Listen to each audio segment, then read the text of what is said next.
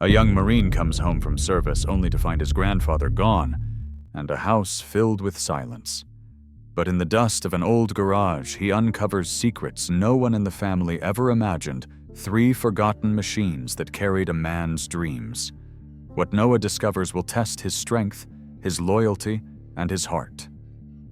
If you believe some stories deserve to be remembered, make sure to subscribe and leave a like, and tell us where you're watching from in the comments. The bus pulled away with a groan, coughing up one last puff of gray smoke before it disappeared down the 2-lane road that cut through Hollow Creek. Noah Avery stood alone at the side of the street, his black duffel bag slung across one shoulder, the crisp lines of his marine dress blues sharp against the frayed landscape of small-town Pennsylvania. On this late autumn morning, the uniform seemed almost out of place, like a relic misplaced in a forgotten town. The maple leaves skittered across the cracked asphalt, a riot of red and gold at his boots, whispering reminders that seasons change whether we are ready or not. He shifted his weight, listening to the echo of silence. In boot camp, silence meant something was about to explode in order, a drill, sometimes chaos itself. Here, silence simply meant no one had come. No handshakes, no signs with his name, no family. The town seemed to glance at him through half-closed windows, a child pulling at his mother's sleeve to look a man smoking outside the feed store, who paused, then dropped his gaze as if uniforms were things better not stared at too long. Noah's chest tightened, but he pulled his shoulders back the way the Corps had drilled into him. You carry yourself even when the world doesn't bother to. He adjusted the strap of the duffel and started walking. The town had aged while he was gone. Hollow Creek storefronts wore the sag of neglect, chipped paint on the diner sign, an empty window where the barber pole used to spin. The hardware store still had the same handwritten open sign taped crookedly to the door, though the letters had faded to a sickly orange. He remembered walking there with Elliot, his grandfather, years ago to buy nails or sandpaper. Elliot never wasted words, but he always had a joke ready for the cashier. As Noah walked past, a gust of wind rattled the glass and carried the faint metallic clang of the old flagpole in front of Town Hall. The flag itself was tangled halfway up stiff with cold. It reminded him of barracks mornings when the flag went up and the air smelled of sweat and damp earth, the kind of mornings when pride and exhaustion were one and the same. He turned onto Pine Hollow Lane. The houses leaned into one another like old men in need of support. Yards were cluttered with rusting bikes, lawn chairs bleached by sun, and forgotten tools half buried in grass. The Avery house, though legally it had belonged to Elliot Hart for decades, sat at the end. A 1-story ranch paint-peeling porch sagging in the middle, as if the house itself carried the weariness of its owner. Noah climbed the steps and paused. The frog-shaped planter still sat by the door, its chipped ceramic grin unchanged since Noah was a boy. He lifted it, found the old brass key beneath. Some habits never died. He unlocked the door and pushed it open. It stuck, groaning like it resented being disturbed. The first breath inside was thick with a mixture of scents, machine oil, stale coffee, faint detergent, and the must of time itself. Noah froze in the doorway, his eyes adjusting to dimness. The kitchen table was there, ringed with stains from old drip pans. A chair's arm had been mended with duct tape long ago. A corkboard on the wall held a faded calendar. The last date circled was 3 weeks earlier, next to the word call. Nobody had called. On the counter lay a stack of unopened envelopes stamped Final Notice. A blue carbon copy from Hollow Creek Memorial Chapel rested on top, the weight of bureaucracy even heavier than the paper it was printed on. Noah picked it up, thumbed the edge, then set it down as gently as if it might bruise further. He moved through the living room. The mantel was cluttered, but not carelessly jars of screws. Arranged by thread size, a pocket watch, long since stopped, a black and white photo of a young woman leaning against the hood of a sleek car, her laughter captured in frozen silver. Noah's chest ached in a way he didn't fully understand. Grief wasn't sharp here. It was a slow, heavy press, like the air had thickened. He walked down the hall. The carpet showed the same worn path grooves where countless steps had pressed down year after year, The bedroom at the end was neat bed, made in perfect corners, hospital corners, the kind Marines respect instinctively.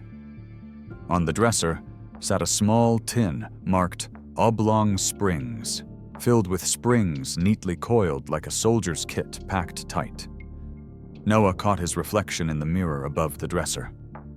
The dress blues looked too sharp, too rigid against the pale exhaustion of his face. He tried a smile, just to see if it fit. It didn't.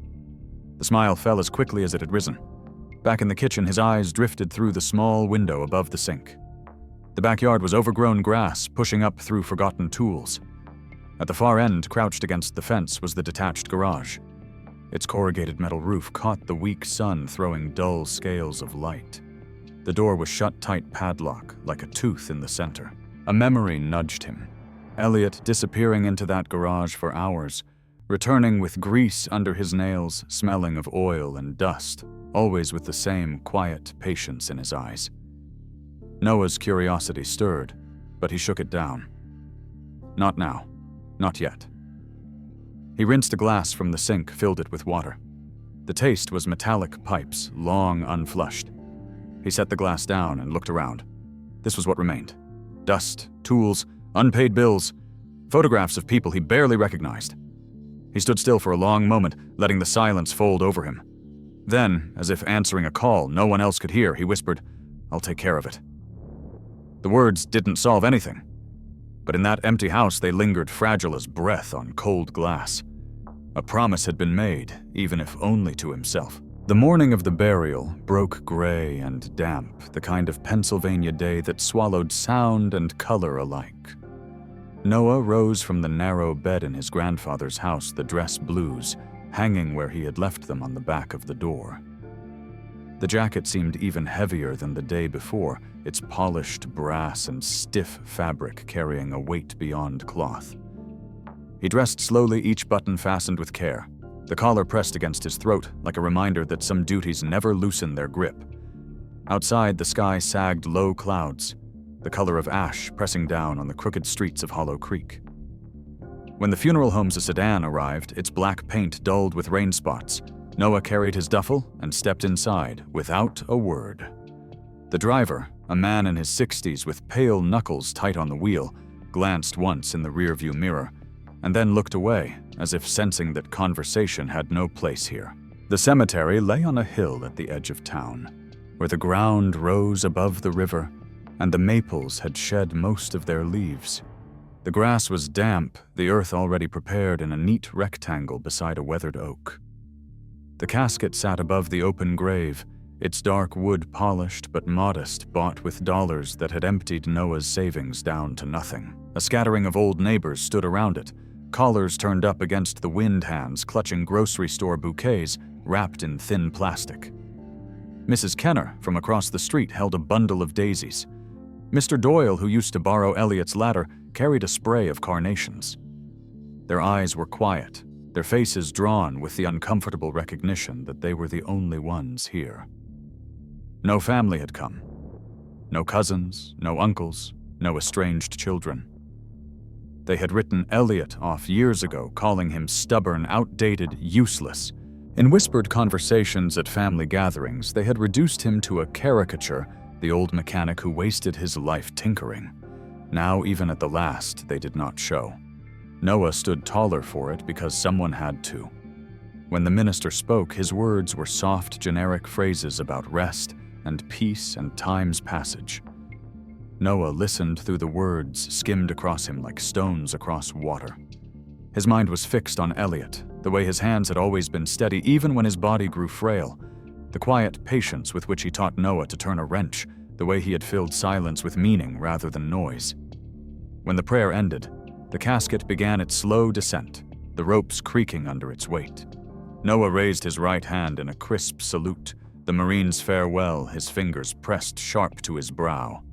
His jaw-locked lips pressed tight until the copper taste of blood touched his tongue. There was no honor guard beside him, no bugle to pierce the air with taps, no folded flag to rest against his chest. Just one young Marine standing alone at the edge of the grave, giving a salute to a man who deserved more than silence. The neighbors shifted, some bowing their heads, some dabbing at eyes, but none moved closer. The air hung heavy, with the sound of earth sliding onto wood dull thuds marking the end of Elliot's long life. Noah kept his salute steady until the casket disappeared fully from view, then lowered his arm slowly, as though lowering a flag. When it was done, the neighbors murmured their condolences, words that tried to fill space but carried little weight. He was a good man. He helped me once with my fence. Quiet fellow, but kind. Noah thanked them with a nod, his throat too tight for more. As they drifted away, leaving behind their modest flowers, Noah remained.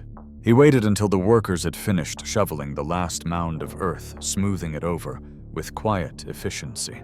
The rain began to fall lightly, tapping the soil, washing the petals of daisies and carnations until their colors blurred.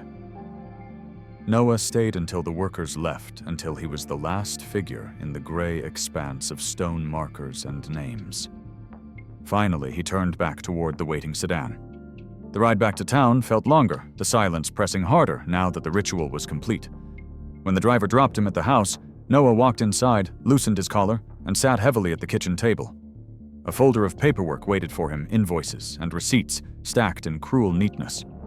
The funeral home's final bill sat on top, the amount circled in bold ink. His savings account had been thin before. Now it was empty. He had paid every dollar he had to give Elliot a proper burial, and in doing so had left himself with nothing but the uniform on his back and a house filled with silence. Noah signed the last receipt, his pen dragging across the paper, with a weight that felt heavier than any deployment order he had ever signed. As his name spread across the page, he felt the sting of knowing that no one else had cared enough to lift the burden with him. His family had not only abandoned Elliot, they had abandoned him too, leaving him to carry the weight of duty alone. When the pen left the paper, Noah sat back and stared at his signature, the ink still drying. His hand trembled slightly, though not from fatigue. He closed the folder and pushed it aside, his chest rising and falling with a long breath that sounded too loud in the empty kitchen. Through the window he could see the yard, the outline of the locked garage beyond its shape, hunched like a sentinel guarding something unsaid. For now he let it wait. The night after the funeral stretched out longer than Noah thought possible, the silence of the house pressing in like a second skin.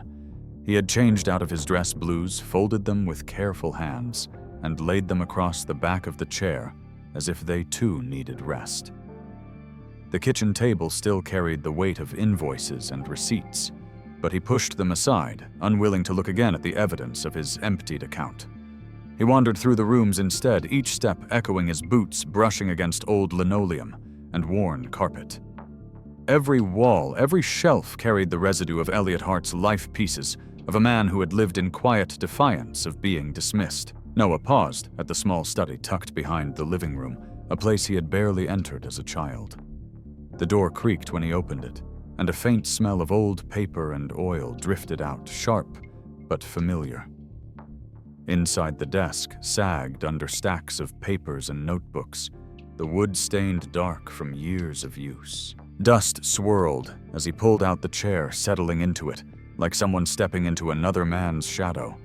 He brushed his hand across the top of the desk and uncovered a neat pile of black-bound notebooks, their covers stiff with age, their corners softened from years of turning.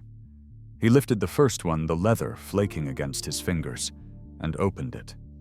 The pages were dense with sketches of engines, pistons, valves, carburetors, each one drawn with precision. Ratios and formulas marched alongside them, notes scrawled in margins and a handwriting Noah recognized instantly. Elliot's handwriting. It was not idle doodling. Every line carried intention, every figure placed with care. The pages showed grease smudges and yellowed edges. Noah turned them slowly, struggling to follow the logic like equations in a dialect he barely knew. He opened another notebook. More drawings this time. Entire diagrams of vehicles, some familiar, some unrecognizable. Pages filled with annotations, measurements of torque and compression notes about adjustments to balance and airflow. Noah frowned, remembering how his relatives had mocked Elliot as nothing more than a stubborn old man with wrenches and a shed full of junk. But these were not the idle sketches of a man passing time. These were blueprints, the work of a mind that had refused to dull even as his body grew weaker. Hours slipped away as Noah moved from one notebook to the next, his hands blackened by the faint residue of oil still lingering on the pages. He could almost see his grandfather hunched over the desk, pen in hand, eyes sharp, the rest of the world forgotten.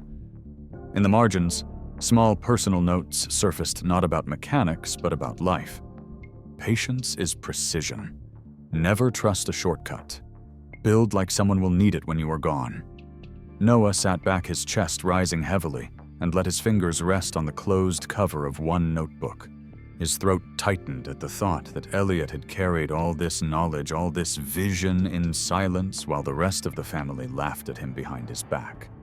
The house was alive with that silence now, not empty, but watchful, as though the walls themselves knew what had been left behind. When he reached the last notebook at the bottom of the stack, the binding nearly coming apart. Noah opened it carefully. The pages inside were thinner, more fragile, many of them stained. Some corners were stuck together, bonded by the imprint of grease. He turned slowly, his eyes catching on sketches of entire vehicles, detailed notes about modifications, words circled as if they mattered more than the rest. And then near the back, he froze. There, in Elliot's shaky hand, written across the bottom of a page, were words that cut straight through him. If the boy in uniform finds this, trust him. Noah's breath caught. His pulse drummed in his ears.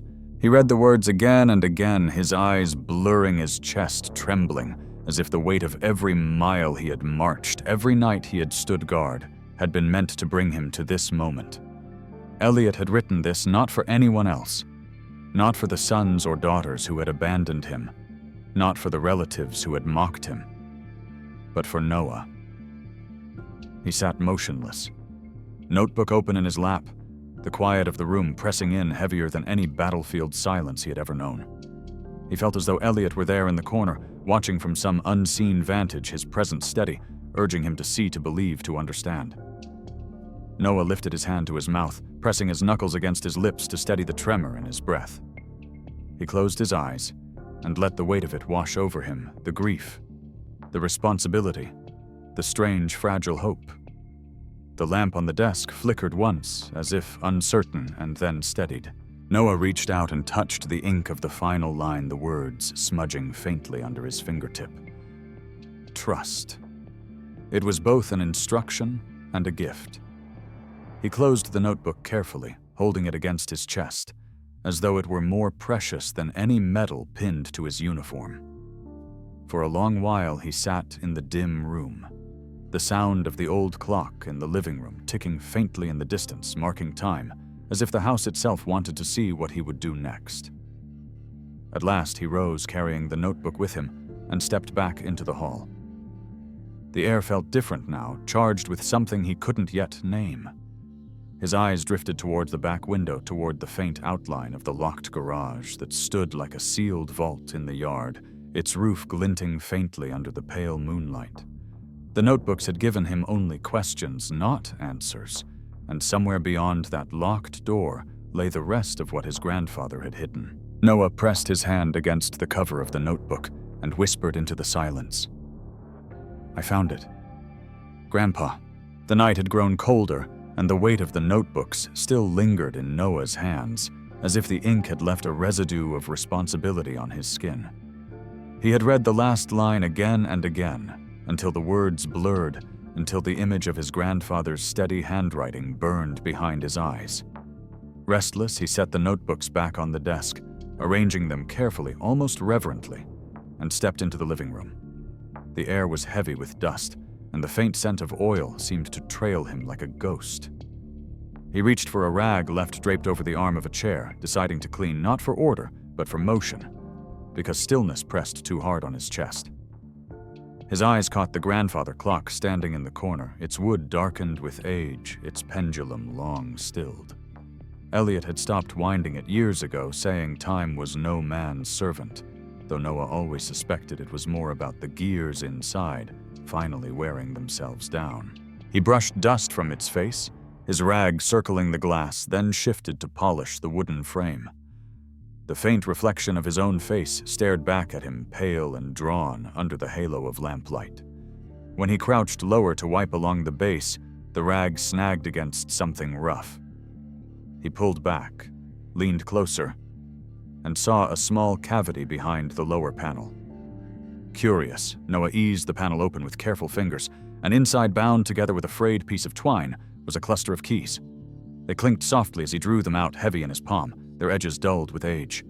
Each key bore scars of use, but one stood apart, larger, brass darkened by years of touch with a single letter etched into its head, G.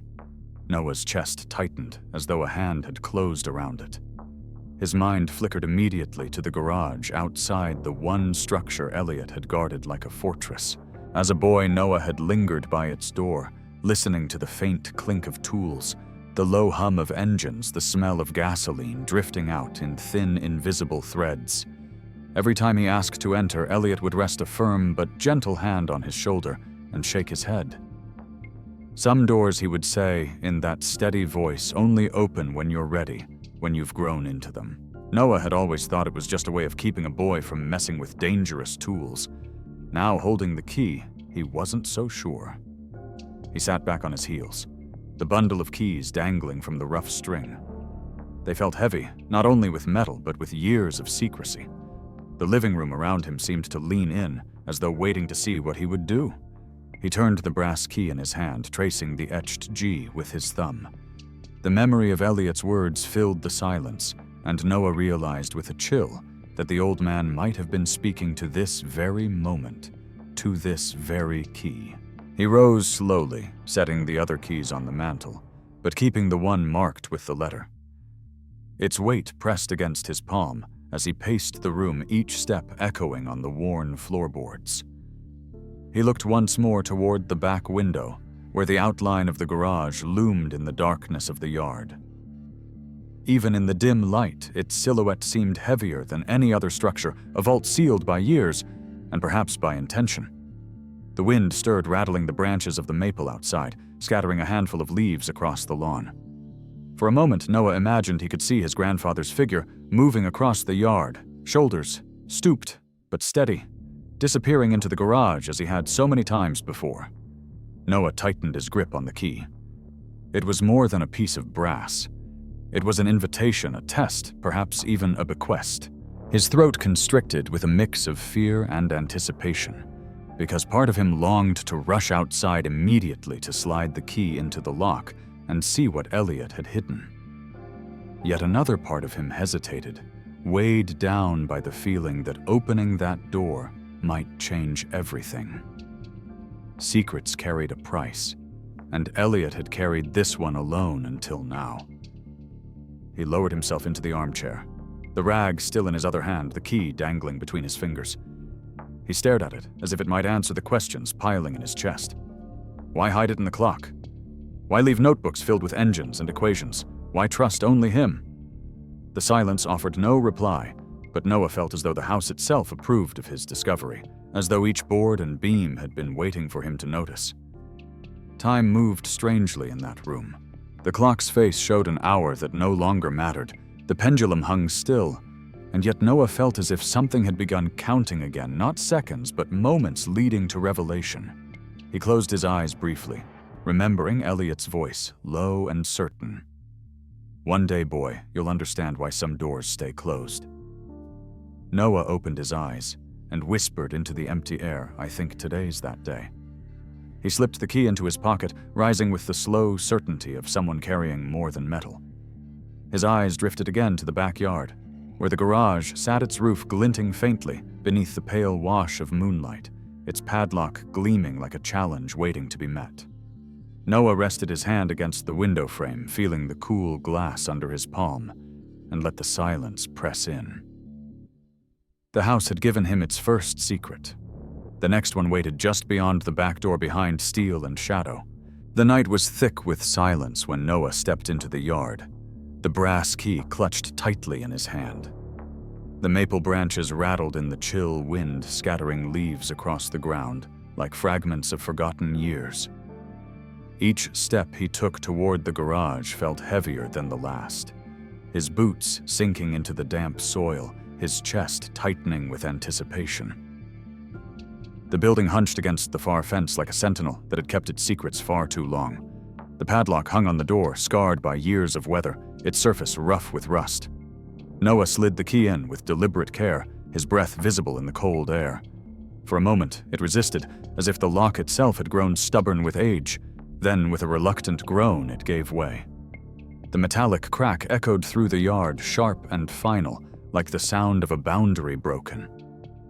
Noah's pulse thudded in his ears. He gripped the handle of the garage door and pulled upward.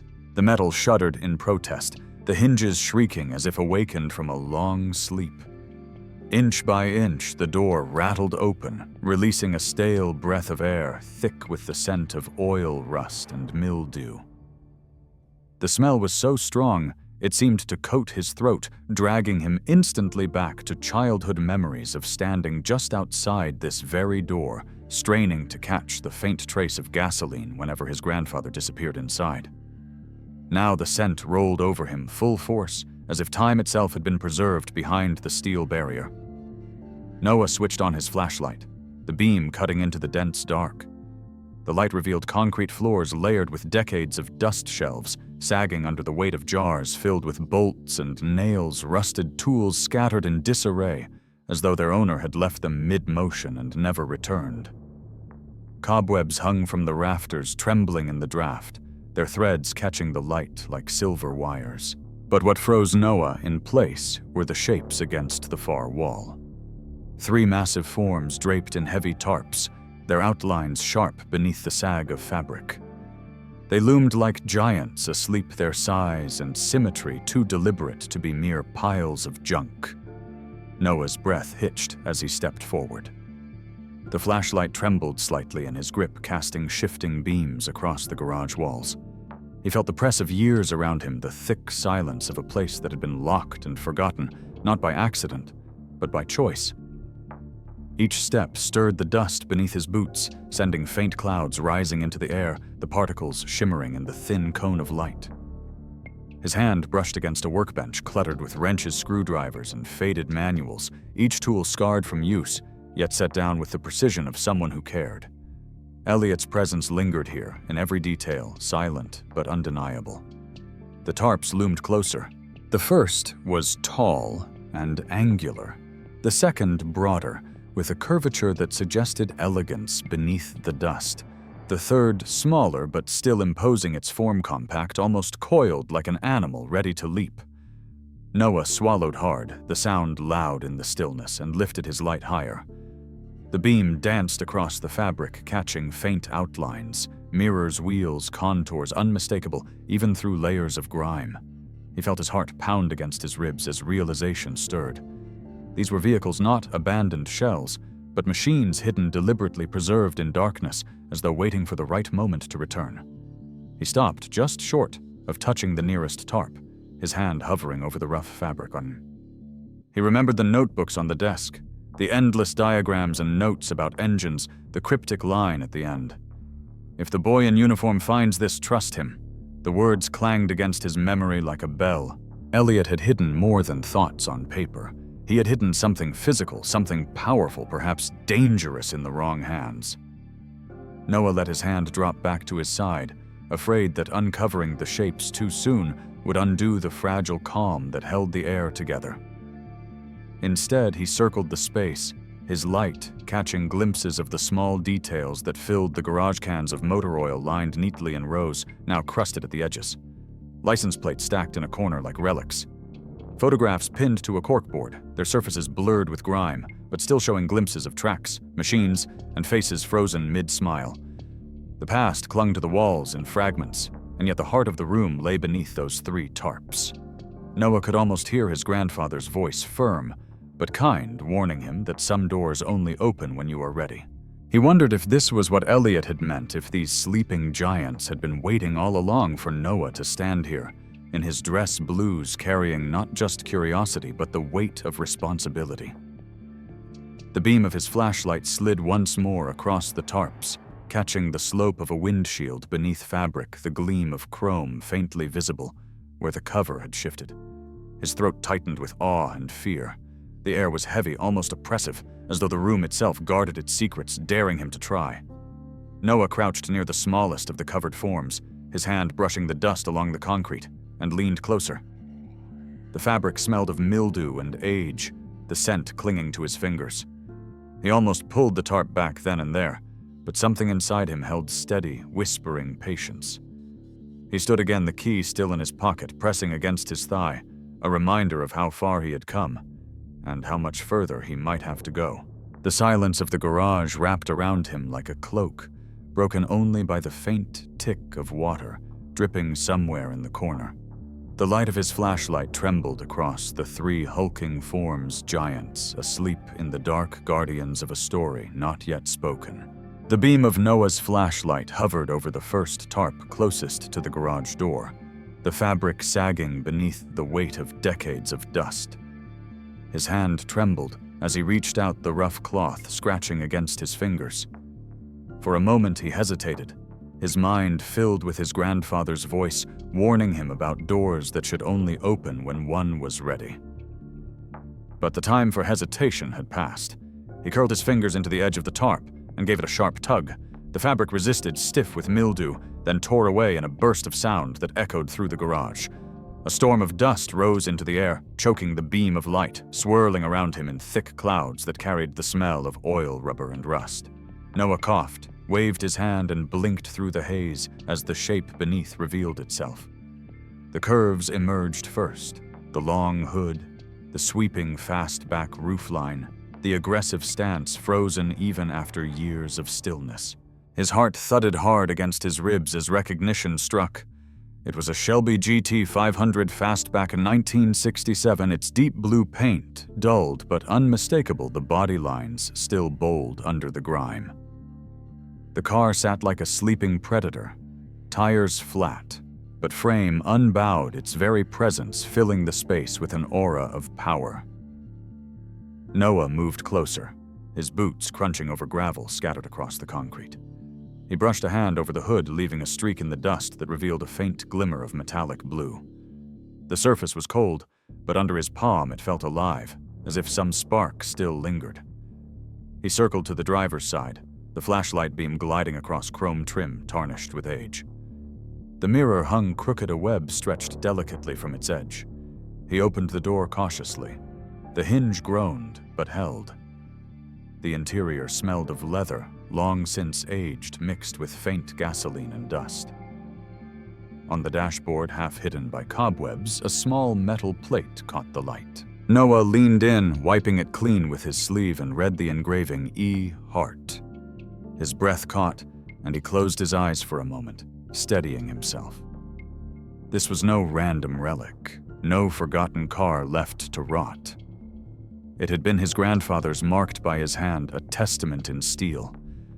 Noah sat in the cracked driver's seat, his shirt rustling against the worn leather.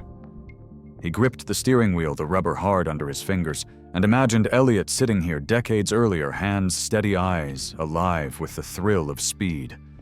The thought pressed against his chest until his throat closed.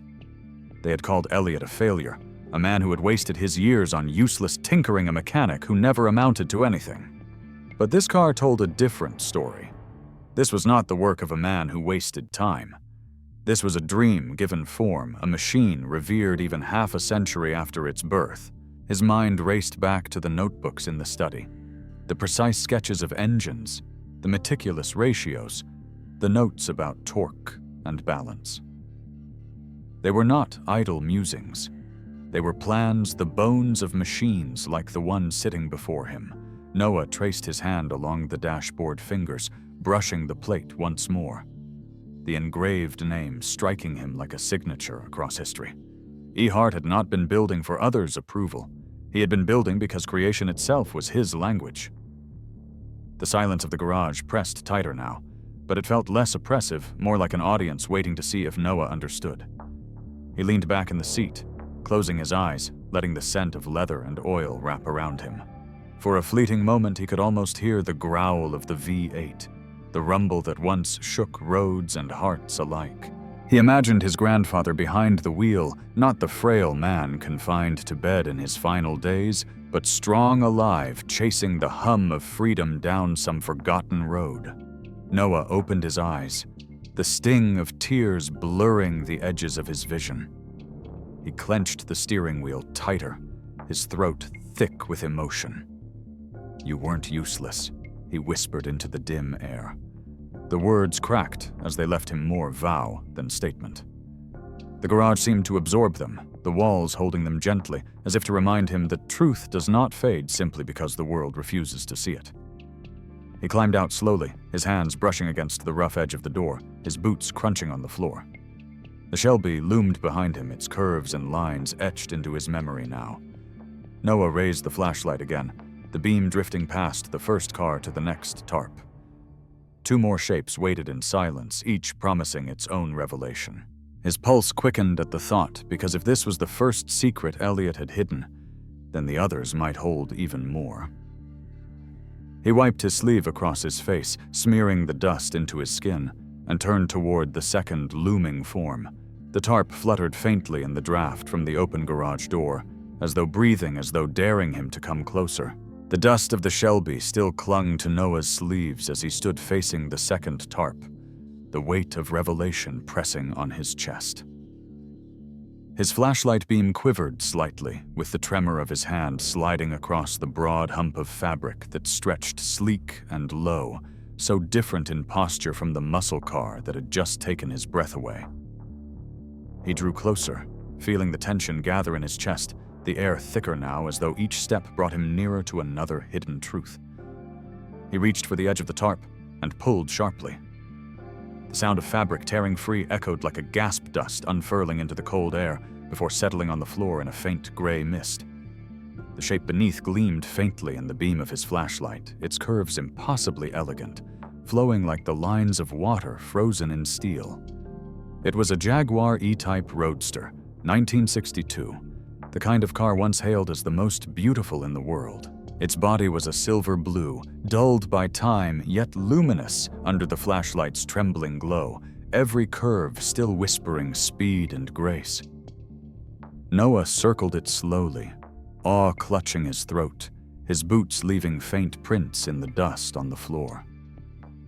He had never seen one in person before, only in photographs. Yet here it stood in the garage his grandfather had guarded a sleeping jewel hidden under cloth, and silence. He leaned closer to the driver's seat, the cracked leather creaking faintly under the shift of air. There, resting casually, as though left behind only yesterday, was a small photograph. Noah picked it up with careful hands, the edges brittle, the surface faded but still sharp enough to show the image of a young woman, her hair pulled back by the wind, her smile radiant eyes filled with a joy that seemed eternal. His throat tightened and he turned the photograph over. On the back, in Elliot's unmistakable handwriting, were 2 words, "For L." The letter blurred in his vision as Noah blinked hard, steadying his breath. He had never heard of L, never heard a name whispered in family stories or late-night recollections. His grandfather had been private, yes, but here was proof of a love that had existed quietly, fiercely, never spoken aloud. Noah felt his chest constrict with grief, not only for what Elliot had hidden, but for what he had lost the silence of a heart's story untold. He set the photograph gently back on the seat, his fingers brushing the brittle leather, and whispered softly, "I wish I knew her." The garage seemed to hold the whisper in its rafters, acknowledging the truth of what was too long unspoken. Noah turned toward the third form, smaller than the others, pushed into the far corner, as though overshadowed by the giants. The tarp there was lighter, but thick with dust, its edges crusted with mildew. He pulled it away, and once again the sound of fabric echoed against concrete walls. Dust bursting upward like breath released after decades of holding, the figure revealed was leaner, sharper, but no less striking. A Harley-Davidson WLA 1942. Its olive paint dulled its frame, solid its wheels, worn but proud. The kind of motorcycle once ridden by soldiers across Europe and the Pacific, the steel horse of war. Noah's beam of light slid across the tank, and there he saw it engraved carefully into the metal, weathered but still legible 2 words etched with conviction: for freedom. His pulse quickened as he ran his hand across the cold steel. This was not just a machine. This was a relic of a time when sacrifice meant survival, when freedom was carved into the very tools men carried into battle. He crouched beside it, brushing the dust from a small leather side case bolted to the frame. The strap cracked as he worked it loose, and inside he found a folded envelope yellowed with age edges brittle, the handwriting unmistakable. His fingers trembled as he opened it, the paper fragile under his touch. The words inside were short, written in Elliot's firm, deliberate script: not wealth, but trust. I hid these not from the world, but from those who would destroy them for greed. If you are reading this, hold them not as possessions, but as faith. Guard them with honor, as a soldier guards his oath. Noah's breath hitched the words, cutting deeper than any order or command he had ever known. The letter spoke not of engines or speed, but of belief of something larger than steel and oil. He sat back on the concrete floor, the Harley looming above him, the Jaguar gleaming softly at his side, the Shelby growling in silence behind. His uniform was streaked with dust, now his hands blackened. But in that moment he felt bound to something larger than himself. Elliot had not been hoarding treasure. He had been preserving legacy, each machine a vessel carrying memory, love, sacrifice. Noah folded the letter carefully, tucking it into his jacket as though it were an order he would follow to his last breath. He stood slowly, his body aching from the stillness of awe, and looked once more at the 3 machines waiting in their quiet rows, guardians of truths hidden until now. The garage felt different, alive, charged with presence. Noah let the silence settle over him, heavy, but no longer suffocating. Each heartbeat seemed to echo against the steel and concrete, a rhythm matching the words of the letter still burning in his chest. He tightened his grip on the flashlight, turned back toward the open door, and let the night air wash over him, knowing this was only the beginning. The days after Noah uncovered the letter were restless, as though the air itself carried whispers of the secret he had stumbled upon. A neighbor snapped a photo of the open garage and posted it to the Hollow Creek community Facebook group, and word spread faster than he could imagine. It began with a phone call, his cell buzzing late in the evening while he sat at the kitchen table, with Elliot's notebooks spread before him. The name flashing on the screen belonged to Uncle Robert, his mother's brother-in-law, a man who had not bothered to attend the funeral. Noah answered his voice, measured, already bracing for the tone he knew would come. "Heard you found some things in the old man's garage?" Robert's voice rasped, tinged with a false friendliness that rang hollow. "Shelby Jaguar Harley. Word is they're worth a fortune. Don't be stubborn, kid. Sign them over, we'll sell. Split the money. You could use it, I'm sure." Noah sat in silence, his hand tightening around the phone, the weight of Elliot's words still burning in his chest. Not wealth, but trust. He spoke calmly, refusing, and ended the call, but the echo of greed clung to the walls long after the line went dead.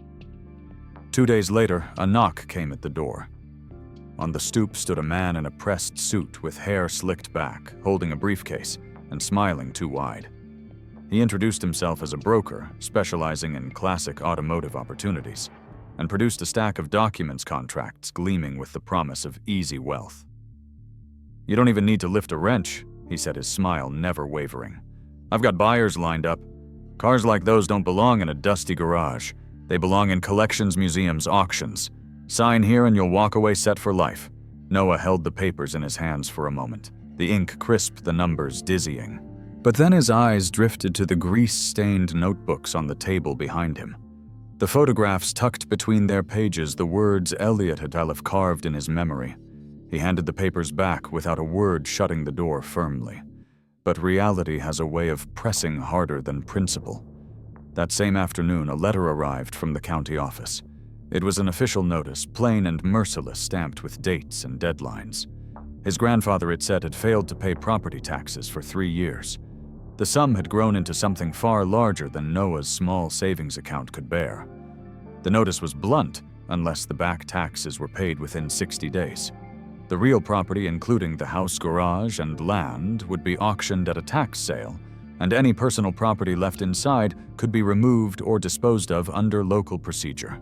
The blood drained from Noah's face as he read it under the dim kitchen light, his hands trembling against the paper.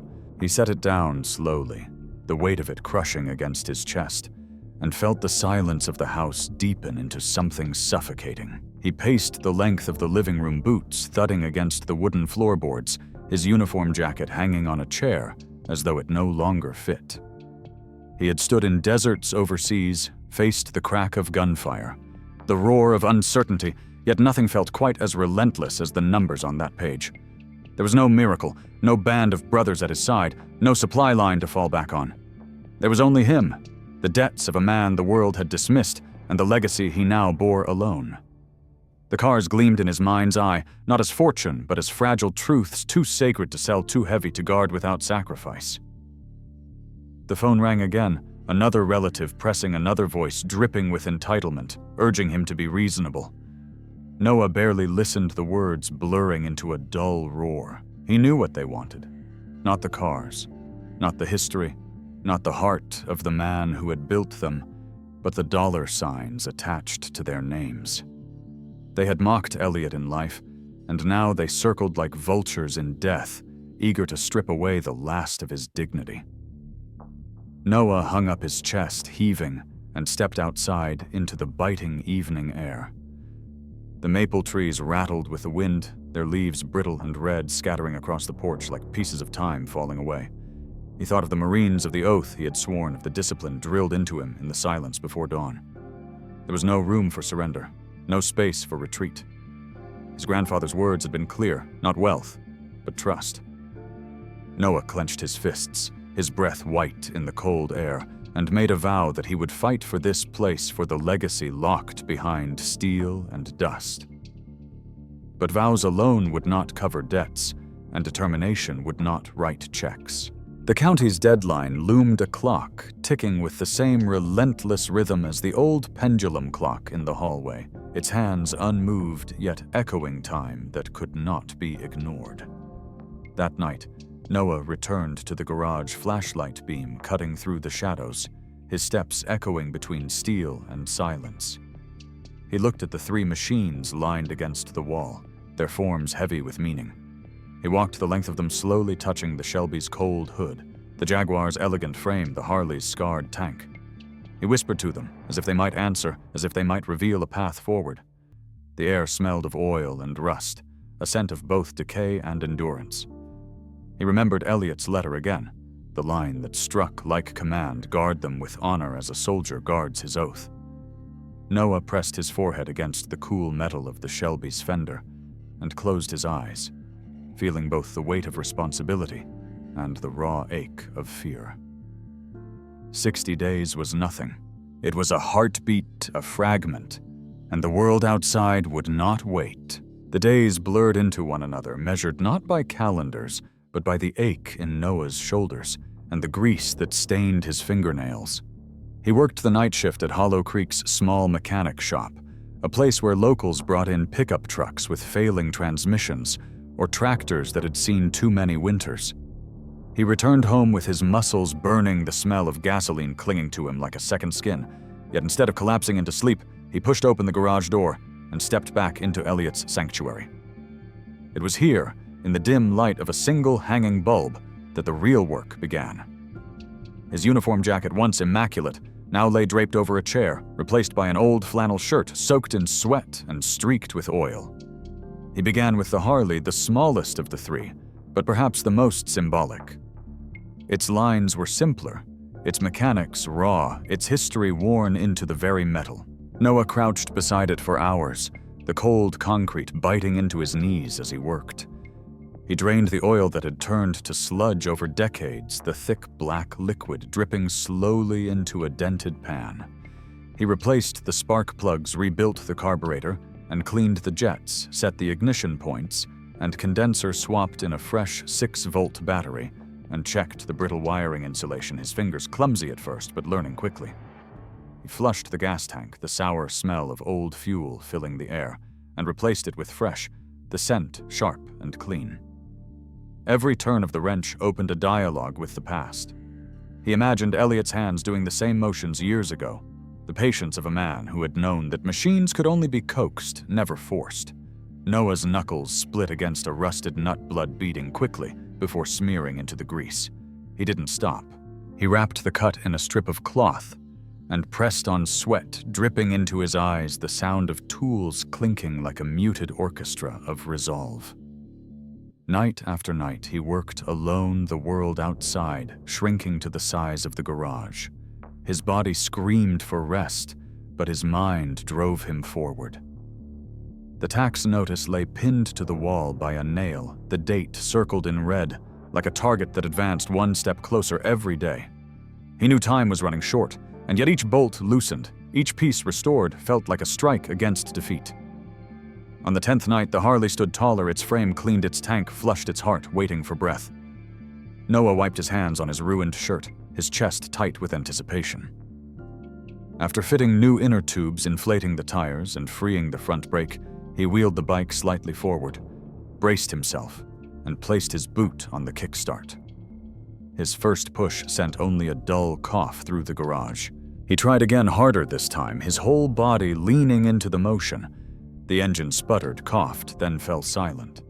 Sweat ran down his face, his palms slick on the handlebars, but he refused to stop. He kicked again and again, each attempt a prayer pressed into steel. Then it happened. With a violent shudder, the engine caught. A deep, throaty growl filled the air, uneven at first, then steady, a heartbeat awakened after decades of silence. Blue smoke curled upward, filling the garage with its acrid haze, the scent both harsh and holy. Noah stumbled backward, the roar rattling in his chest, his heart pounding in unison with the machine's pulse. He dropped onto the concrete floor, his back against the cold wall, and for the first time in weeks he let the tears fall freely. The smoke burned his eyes, but it wasn't the smoke that made them blur. He buried his face in his hands, the vibrations of the engine humming through the soles of his boots, and whispered through trembling lips, "Grandpa, I hear you." His voice cracked, the words nearly lost beneath the rumble of the resurrected machine.